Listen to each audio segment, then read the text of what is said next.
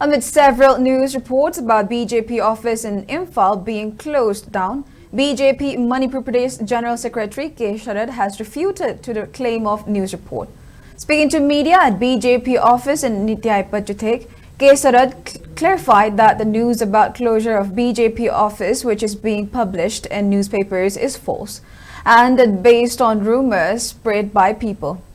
considering the presence of few stops owing to the curfew. While maintaining that BJP Central Office has not given any instructions to close the BJP office, K. Sharat urged people to stop spreading such rumors. He also appealed to people for concerted efforts in bringing an end to the ongoing crisis.